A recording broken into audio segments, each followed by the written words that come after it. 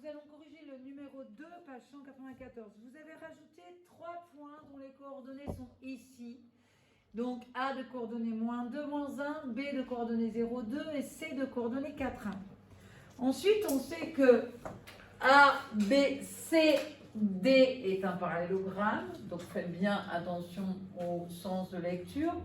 Du coup, le point D doit être placé sur le repère avec des coordonnées de 2, moins 2. Donc on obtient ce parallélogramme-là. On vous demande dans la première question de citer 2 vecteurs égaux, puis 2 autres. Alors, on les a cités ici. Donc on a le vecteur... vas-y Alexis. 2 vecteurs égaux, ils doivent avoir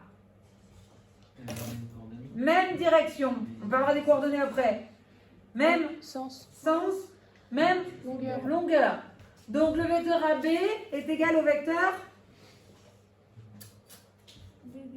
DC.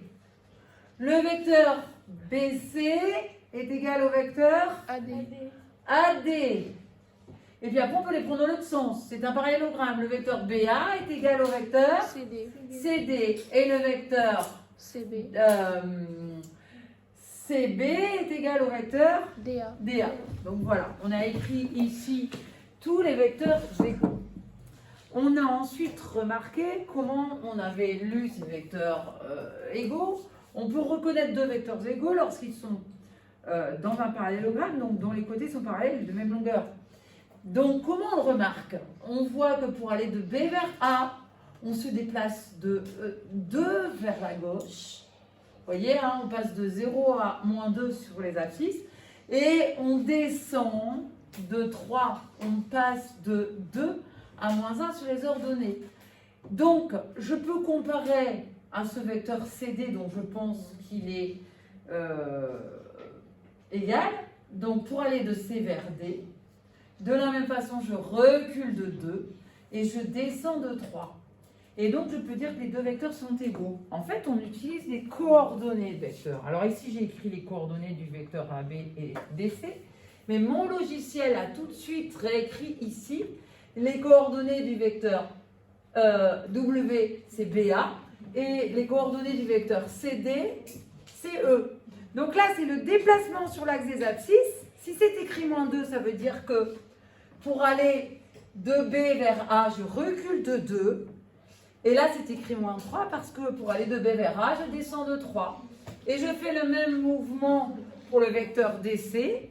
Donc, je remarque que mes coordonnées sont égales. Donc, à l'aide des coordonnées, ça va nous faciliter le travail. On va pouvoir montrer que des vecteurs sont égaux et donc que des quadrilatères sont des parallélogrammes, etc. Donc, là, j'ai réécrit le vecteur AB. J'avance de 2, je monte de 3 pour aller de A vers B. Le vecteur DC, c'est le même. Les vecteurs AB et CD ont les mêmes coordonnées, donc ils sont égaux.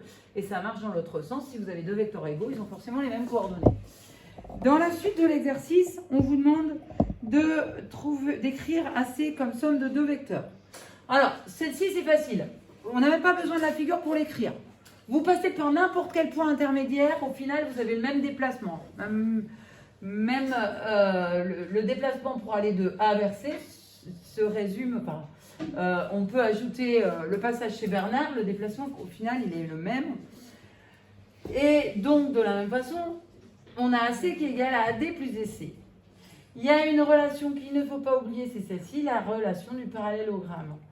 Si vous avez donc un parallélogramme, vous allez pouvoir dire que le vecteur AC, c'est le vecteur AB plus AD, parce que AB plus AD, c'est égal à AB plus BC, et donc égal à AC.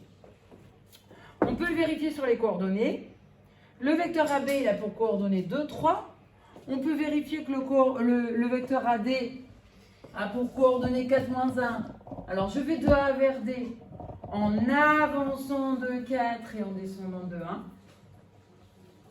Et donc 4, moins 1.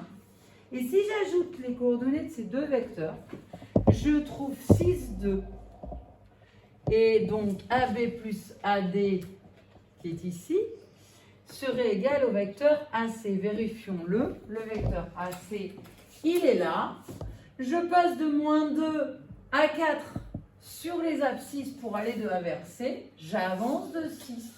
Et je monte de 2. Je passe de moins 1 à 1. En fait, pour calculer les coordonnées d'un vecteur, donc on obtient bien 6, 2. Pour calculer les coordonnées des vecteurs, on regarde l'écart qu'il y a entre les abscisses et l'écart qu'il y a entre les ordonnées. Alors on va venir ici, il y a un petit bout de cours qu'il va falloir noter. Je vous rappelle que le cours du livre est à apprendre, vous n'aurez pas de cours hormis ça. Pour calculer les coordonnées d'un vecteur, on calcule l'écart entre les abscisses, l'écart entre les ordonnées. Attention, point d'arrivée moins point de départ. On est obligé de les prendre dans ce sens-là. Si on va de A vers B. Donc on va pouvoir maintenant calculer les coordonnées d'un vecteur. Et je termine la correction de l'exercice. On nous parlait de vecteurs opposés. On nous demandait un vecteur opposé à DA plus DC. Donc déjà, allons voir ce que DA plus DC peut donner. Je pars de D, je vais vers A. Et au bout, je lui applique j'ajoute le vecteur DC, c'est-à-dire que je prends le vecteur DC, je l'applique en A. Donc en fait, comme le vecteur DC est égal au vecteur AB, ça me donne DA plus DC, le déplacement de D vers C, qui est aussi le déplacement de A vers B. Donc départ D, arrivée B, DA plus DC est égal au vecteur DB. Et comme je veux lui en donner l'opposé de DA plus DC, ce serait l'opposé de DB qui est BD. Ça, il faut le savoir. On inverse juste le sens. Deux vecteurs opposés, même longueur, même direction et des sens différents. Et si vous voulez donc écrire les coordonnées d'un vecteur qui serait opposé à un vecteur donné, il vous suffit donc de prendre au niveau des coordonnées les opposés. On ne parle pas l'inverse. On prend les nombres opposés aux coordonnées. Voilà. Et la dernière question, elle est très simple. On vous demande juste de calculer, on a oublié de la faire. C'est la relation de Chasles, AB plus BC plus CD plus DA. Alors ça donne quoi? AB plus BC, ça donne, on peut faire tout ça en prenant l'ordre qu'on veut, c'est une somme. AB plus BC, ça donne AC avec la relation de Chasles. CD plus DA, ça donne CA avec la relation de Chasles, puis on n'a pas fini. Avec la relation de Chasles, ici, on obtient le vecteur AA. Et AA, c'est quoi? Le vecteur nul. Voilà. Donc, le déplacement qui consisterait à utiliser ces translations de vecteurs AB plus BC, CD et DA revient à ne faire aucun déplacement. C'est-à-dire, si je suis en A et que je fais la somme vectorielle, je retourne en A. Si je suis en B, je reste en B en appliquant cette somme vectorielle comme translation. Voilà.